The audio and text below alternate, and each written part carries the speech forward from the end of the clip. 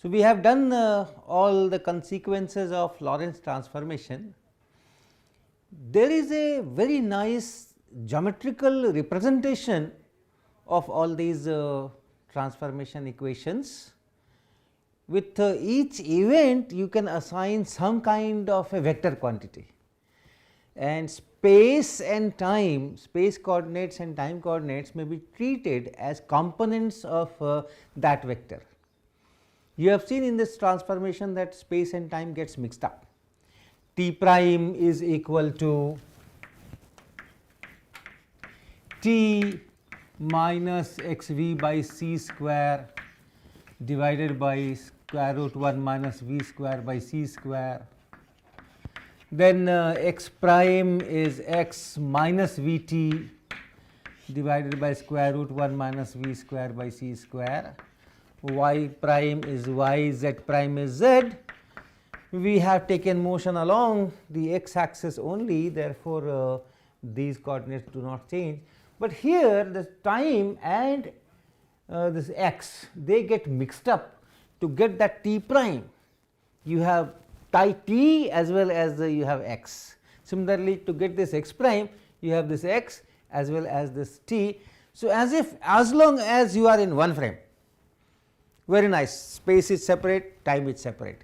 But when you are changing from one frame to other frame, there also space and time are different, but then that space coordinates, they are a combination of space and time coordinates in this frame. So, just like if you have a vector, if you just put one let us say, suppose you have an axis system, this is x axis, this is y axis, and you have a vector. So, as long as you are in this frame, you are using this coordinate axis, you have a component a x, a definite component a x and a definite component a y. But if you rotate these axes and go to some other axis, let us say this is the new axis, this is x prime and then this is y prime.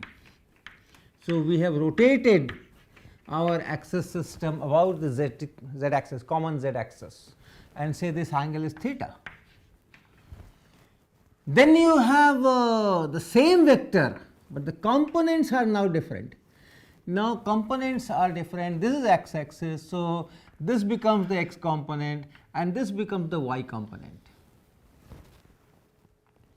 And if you write this component a x in terms of a x prime and a y prime, you see that the two x and y components will get mixed up. So, let me draw this diagram slightly magnified form. So, let us say I have a, these are the new axes, and then I have a vector a, this is some vector, or let us say position vector, let us say this is a position vector. So, the coordinates are x and y. So, if I drop a perpendicular here, this is x and this whole thing is y, and if I drop a perpendicular here, then the coordinates are x prime, y prime. So, this whole thing is x prime and this whole thing is y prime, this is y prime and this is x prime. You can drop a perpendicular from here, you can drop a perpendicular from here. If this angle is theta, this angle will be theta, and then you can write x, try to write x. What is x? This is x. This x is equal to, this x is equal to this length, and this length you can write x prime cos theta. So, this is x prime cos theta and minus this length is this is y prime sin theta. So, this is y prime and sin theta. Similarly, if you want to write y, so what is y? What is y? This is y, this is y, this is our x axis, this is x prime axis, this is y axis, this is y prime axis. So, this is y. This can be written as this length and plus this length, and this length is same as this length, and that is x prime times sine theta. So, this is x prime times sine theta, and plus x prime times sine theta is this length, which is this length, and plus this, and this one is y prime times cos theta. So, plus y prime times cos theta. If you want to write the reverse x prime, you only have to replace theta by minus theta. So, x prime will be x, and cos theta and cos of minus theta are same. So, it will remain cos theta. Sin theta will become minus sin theta. So, it is plus y and then sin theta. And this y prime will be, here the sign will change. So, minus x prime minus x sin theta and plus y cos theta. So, these are the transformation equations, and you see that when you change the frame from this, let us call it S frame, and let us call it S prime frame just for this lecture.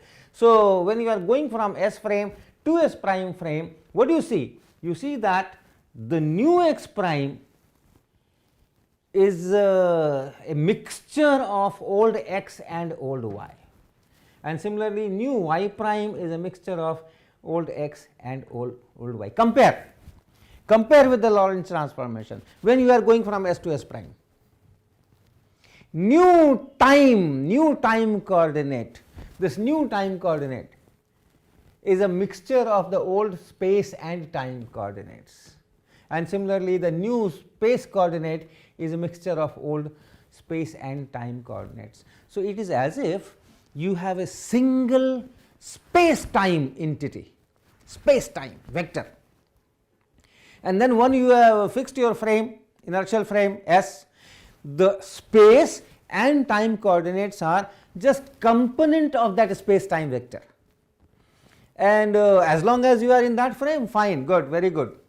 So, space is separate, time is separate, x component separate, y component separate. Any force in x component does not affect motion in y component, and so on. So, they are separate.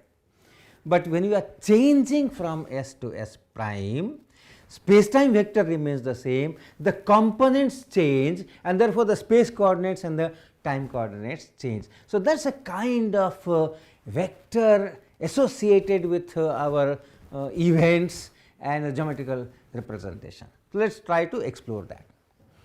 Now, this if you write, let us write z prime equal to z also. So, this whole thing can be written as, this thing can be written as in a matrix form. You have x prime, y prime, z prime, and then you write a square matrix here, and again the column matrix here, x, y, z. So, from x, y, z you are going to x prime, y prime, z prime, and then you can just see that if you write cos theta here and sin theta here and 0 here, then minus sin theta here,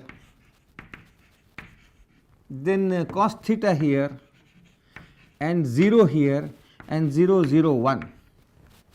So, if you multiply the matrices, I am sure you know how to multiply matrices. This is 3 into 3 matrix, and this is your column matrix. So, when you multiply this, the first you will get a column matrix, that is the column matrix, and the first term here, so that gets multiplied x cos theta. So, that is x cos theta plus second term here. So, y sin theta, so plus y sin theta, and then third term here, that is 0, so nothing. Similarly, y prime you can write, it will be minus sin theta into x, so minus sin theta into x, plus cos theta into y, so plus cos theta into y, and then 0, this 0 multiplied by this z. So, that is it. Then come here, z prime should be equal to this term into this term, that is 0, plus this term into this term, that is 0, plus this term into this term, that is z. So, z prime is equal to z. In fact, many times this transformation equation itself is taken as the definition of a vector. Any set of 3 quantities which have some definite rules to be constructed, and when you rotate the frame, and you find that the new quantities according to those rules are these, and they are related by this relation, that makes a vector. That is the definition of vector. Now, let me work on the Lorentz transformation, this one, and let me multiply the first one by C. So, it is C t prime is equal to C t and minus x v by C, and then this whole thing divided by square root 1 minus v square by c square, and let me write it as C t and minus x into beta and times gamma. So, I put gamma here, I put gamma here. You know, gamma is 1 by square root 1 minus v square by c square, beta is v by c. I am using the symbols. Gamma is 1 by square root 1 minus v square by c square. C t prime is this.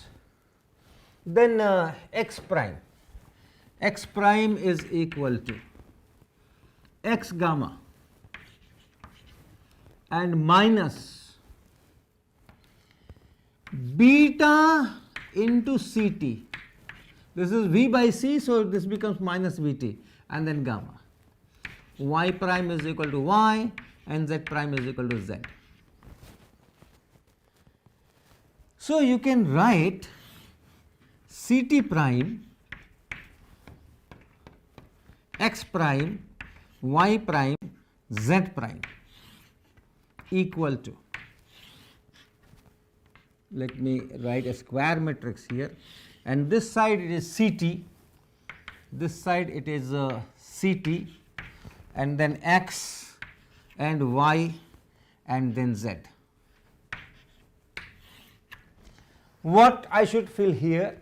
C t prime is equal to C t prime is equal to C t into gamma. So, C t into gamma, I should put gamma here, then minus x into beta gamma. So, x is here, so minus beta gamma and then 0 0. Just check. If I do this matrix multiplication, first row and first column, that gives me this 1 1 component. So, gamma times C t, it is here, minus beta gamma times x, it is here, then 0 times y is 0, 0 times z is 0. So, that first transformation equation comes from here. Second, x prime, second row and this column. So, C t minus beta gamma. So, this is minus beta gamma, and then x is multiplied by gamma. So, this x is multiplied by gamma and then nothing. So, 0 0. What is y prime? Y prime is y. So, y prime you can write 0 0 1 0. Check. This row and this column multiplied will give me this 0 into C t plus 0 into x plus 1 into y, and then 1 into y is here and then 0 into z. So, I get this one, and similarly z prime is equal to z. For that it will be 0 0 0 and 1. So, 0 into C t plus 0 into x plus 0 into y and plus 1 into z. So, it looks like I am doing this kind of a transformation, right. I have 4 components now. Here it was, there were 3 components, and then there was a matrix 3 by 3 matrix, and that theta decided that new frame from the old frame. So, here also I have column vector 4 components, column vector 4 components, then there is a transformation matrix that takes me from this to this. So, it is a kind of transformation, and from S to S prime the key factor is that V. So, that is in this beta gamma. Here the key factor was theta, so that theta was coming here. So, here the key factor is that V, so that V is coming here. So, that is the kind of idea try to conceive. It is an abstract idea, it is a mathematical representations only. So, try to conceive, you have a single vector for an event, a single vector, we call it space time vector, okay, you can call it that way, and then space coordinates and time coordinates. They are components of this in the when you are in S prime. When you are going to S prime frame, which is moving with a velocity v with respect to S in positive x direction, as we have defined t is 0, t prime is 0 when origins cross and all that, you are changing the frame. And when you are changing the frame, the components do get changed, and the new components are obtained from the old components. They get mixed up to give you these ones, just like here, just like here, they get mixed up to give you the new coordinates. And then this is the transformation equation. So, this one, this matrix is the transformation equation. Now, we can go little further. First, let me tell you some notations which are commonly used. One is in this all this mathematics, what we do is we use not like x, y, z, but we give symbols x1, x2, x3. So, x is the vector, and then the first component will be x1, second component will be x2, third component will be x3. So, let me make some space and let me describe these symbols. So, let me say we name our vector as x, this is x, position vector, and the components which we usually call x, y, z components are x1, x2, x3. So, this is x component, this is y component, and this is z component. So, if I name it like this, then let me say what is dot product of two vectors. Suppose I have two vectors, one vector is A, another vector is B. So, what is the dot product?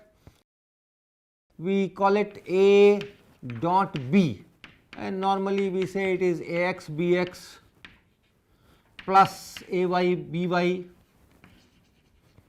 and plus Az Bz, where Ax, Ay, Az are components of A and Bx, By, Bz are components of B. In our symbol we will not use x, y, z, we will use 1, 2, 3. So, in that case this is A1 B1 plus A2 B2 plus A3 B3. This is the scalar product or dot product.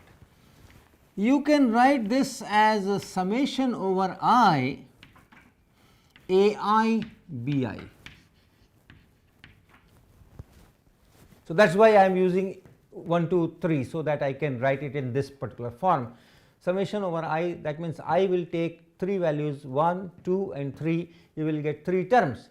When I is 1, it is A1 B1, when I is 2, it is A2 B2, when I is 3, it is A3 B3, and sum of all these 3. So, that is this scalar product. There is another convention, and that convention is that if you do not write this sigma I and only write Ai Bi,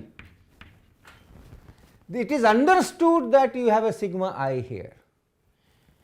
If a particular index is repeated, Ai Bi, I is repeated, so that implies that there is a summation sign here. That is also a convention, and we will be using perhaps this convention. Now, if you take dot product of a vector with itself, then it will be summation over I Ai Ai. So, it is summation over I Ai Ai, and that is A1 square plus A2 square and plus A3 square. And if you take a square root of this, if you take square root of this, what you get is magnitude of A.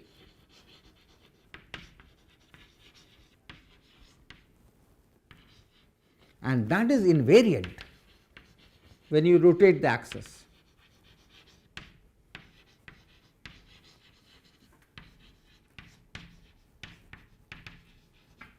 So, So, when you rotate the axis, this magnitude does not change, A1 changes, A2 changes, A3 changes, components change, but this thing will not change, magnitude will not change, this dot product will not change, it will remain there.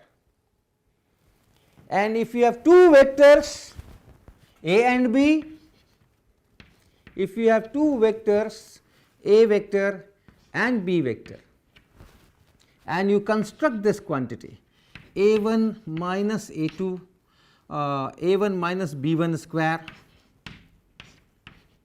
plus A2 minus B2 square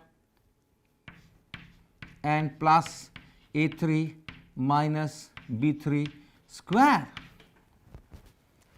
Think of two position vectors, one is here and one is here. So, here the this is say y vector. So, here the coordinates are x1, x2, x3, and here the coordinates are y1, y2, y3. What is this x1 minus y1 whole square? A1 minus b1. So, what is this x1 minus x2 whole square plus x2 minus y2 whole square plus x3 minus y3 whole square? The x component difference square, y component difference square, and z component difference square. That is the distance square between these two. Okay? So, this distance is square. So, this distance, if you write d, then this d is square root of x1 minus y1 square, x2 minus y2, difference of y coordinates square, and plus difference of z coordinate square. This whole thing is your distance that is also invariant under this rotation. You rotate the axis, this distance is not going to change. So, magnitude of this is not going to change, magnitude of this is not going to change, the distance is not going to change. These are invariant quantities under this rotation. Can we do something like this here also? So, let us start with defining magnitude. So, now you have four components. So, let me once again define them by an index 1, 2, 3, 4. So, I have some event which is given by, let us say, this x, y, z and t, and these are the four coordinates. So, Ct, let me rename Ct will be written as x, let us say 0 here. There is a reason, okay, let me start with this, we will switch there. Call it 0 component, the time component.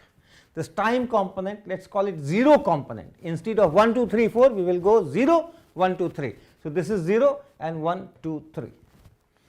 So, Ct if I call x naught, then x I call x1, y I call y1, and z I call z1. So, that will be wait x2, this will be x2 and this will be x3. So, that will be our symbols. Event, remember I have an event in mind, there is an event in S frame, its location is x, y, z, x, y, z, its timing is t in S frame, and corresponding to that event and these space coordinates and this time coordinate, we are defining these symbols. The first component which I write x naught is this, the second component, that means the x coordinate in our usual terminology, that is here, and x1, then y component of that event, location, y coordinate of the location of that event will be named as x2 and z coordinate of that event will be named as x3. So, this is now, if you write it again, this will be x naught prime and this will be x1 prime and this will be x2 prime and this will be x3 prime. This is how we will write. this is that rotation, that transformation matrix, and then here you have x naught, x1, x2 and x3. If I try to write the magnitude of this, normally I would have gone for x naught square plus x1 square plus x2 square and plus x3 square. Normally, if I want magnitude of this, how will you write magnitude of this? These are the coordinates. So you will say that okay, this particular magnitude, let's say just x is equal to this coordinate square plus this coordinate square plus this coordinate square. So in that same spirit, if I square all the 4 components and add in our usual symbol, what I will get? I will get ct square plus x square plus y square and plus z square. This will be the magnitude square. But you know that this quantity is not invariant when you do Lorentz transformation.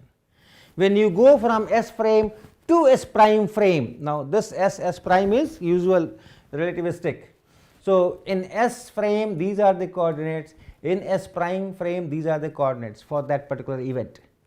And this quantity is not invariant, this is not invariant.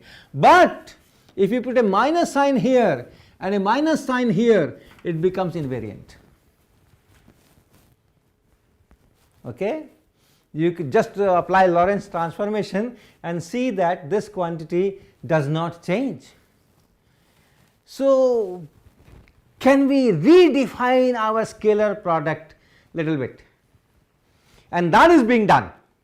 That people do, and what they say that when you are having say 2 vectors A and B, 2 events, okay, there you have 2 events A and B, and correspondingly you have first event you have let us say A naught, A1, A2, A3, these are the components.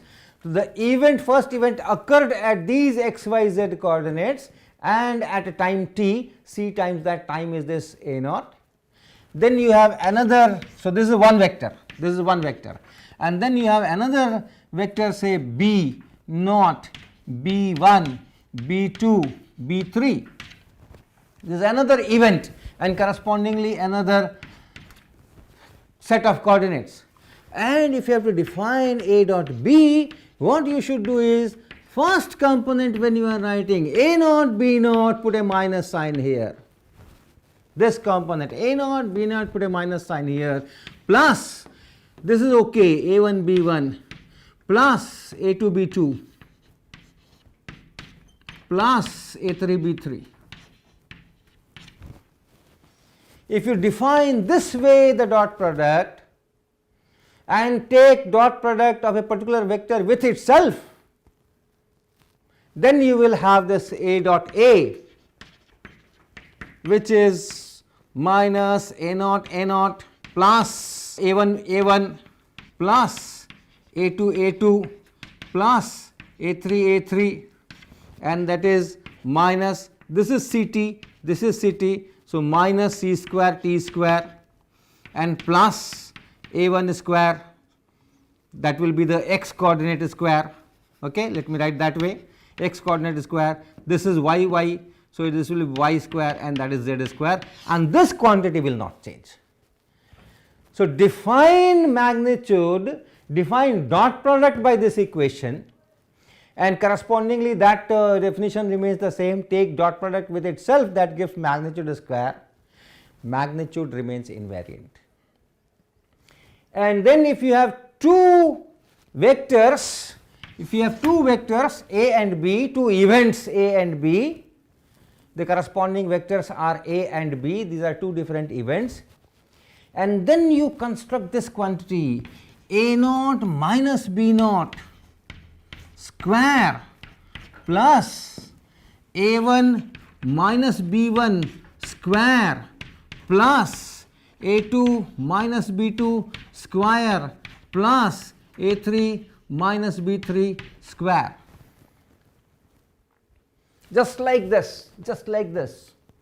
If you construct this quantity, this will be essentially C square T1 minus T2 square plus x1 and minus x2. Now this 1, 2 are our usual symbols. 1 and 2 is for two different events, event 1 and event 2. So x1 minus x2 square, then you have y1 minus y2 square and z1 minus z2 square. So this quantity will be in our usual, so far we have used the symbols x, y, z, t. In those symbols this will be the thing, event 1 and event 2. But you know that this is not invariant. You have to put a minus sign here. So put a minus sign here. This is invariant. It's like the distance between these 2 points. It's like that. And we have to put this minus sign all the time, so that minus is here, and this quantity will be invariant, just like this distance is invariant. Now this quantity is called interval between the two events, not the time interval.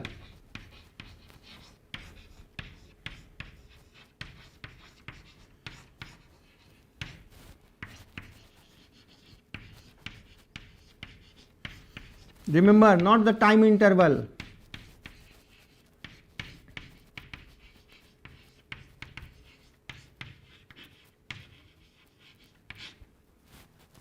Okay. So this quantity is called interval, you can write it as I, and this is again a Lorentz invariant. This does not change, just like this distance does not change. So these are the analogies from our geometrical vector space. We have taken the analogy and we are constructing a 4-dimensional vector space in which the components are Ct, 0th component we call it, then x coordinate first component, y coordinate second component, z coordinate third component, and then we construct our algebra, vector algebra. We define magnitude of that vector, we define dot product between these two vectors, then we define interval between these two vectors. So that vector algebra can be constructed, it is very, very useful. Now such vectors, when we define such vectors which are transformed when you go to S prime according to this Lorentz transformation, are called 4 vectors. We call them 4 vectors, we write it this way. 4 vectors, it will have 4 components. If you just define an event, and for that event you have time coordinate, x, y, z coordinate, and then you construct this these 4 components, Ct, x component, y component, z component, this particular vector which gives you one event, one particular event in one particular frame. These are the coordinates, this is the time, this is the position. If you change the frame, then of course the components change, the time changes and x, y, z coordinates may change, right. So that is known as, that particular vector is known as position 4 vector. This is position 4 vector. It has time also, but it is usually called as position 4 vector. So position 4 vector is the time coordinate of an event multiplied by c, and then x, y, z components for the spatial location of that event. So that is known as position 4 vector. And any set of 4 quantities, any physical quantities which can be represented by 4 components, and if those 4 components transform on going from S frame to S prime frame according to this equation, will also be called a 4 vector. Here you have position vector, but you also have many other vectors, linear momentum vector, you have angular momentum vector, you have force vector, you have velocity vector. All the vectors obey the transformation equation when you rotate the frame, the same transformation equation, same matrix. So anything which obeys that transformation matrix will be a vector. Similarly here, Ct, x, y, z, they obey this transformation equation, this Lorentz transformation equation. Any other physical quantity which can be represented by 4 components, not necessarily time component and position component, but 4 components, and if those components change when you go from S to S prime in this particular fashion, they qualify for being called a 4 vector, and we will come across many other 4 vectors also apart from this position 4 vector.